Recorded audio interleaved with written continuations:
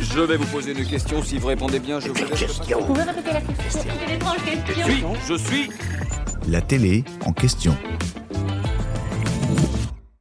Aujourd'hui, je vais vous parler d'une émission culte de télé-réalité. Vous l'avez sans doute vu passer sur les réseaux sociaux. Après plus de 10 ans d'absence, Qui veut épouser mon fils a fait son grand retour en février 2026. Nouveau décor, nouvelle chaîne sur M6 et une nouvelle animatrice, Delphine Vespizer, qui a repris le flambeau cédé par Elsa Fayer. Dans ce format, on retrouve toujours 4 célibataires qui comptent sur les conseils avisés de leur maman pour enfin trouver l'âme sœur. Mais au-delà des candidats et de leur mère, souvent très protectrices, il y a une question qui revient souvent. Où a été tournée cette saison? Quel est ce château magnifique que l'on voit à l'écran? Allez, je vous emmène dans les coulisses du tournage. Alors ce lieu, c'est le château de Santeny. On est dans le Val-de-Marne, en région parisienne, dans une petite commune de 4000 habitants. C'est une impressionnante bâtisse, faite de calcaire et d'ardoise, et entourée d'un parc de 4 hectares.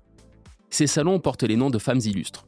Eugénie, Victoria, Joséphine ou Pompadour, et il peut accueillir jusqu'à 200 convives en format réception.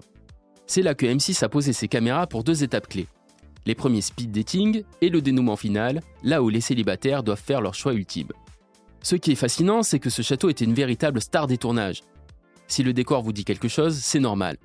C'est ici que sont tournés les fameux reveals de l'émission 4 mariages pour une lune de miel sur TFX avec l'incontournable Élodie Vilmus.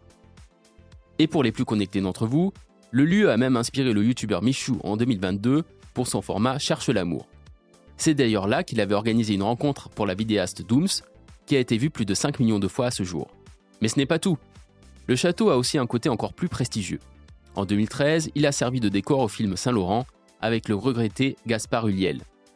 Pour l'occasion, le hall d'entrée avait été totalement transformé pour accueillir un défilé de mode.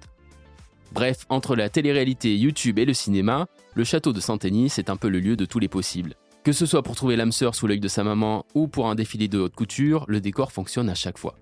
Et vous, seriez-vous prêt à présenter votre moitié à vos parents dans un cadre aussi impressionnant?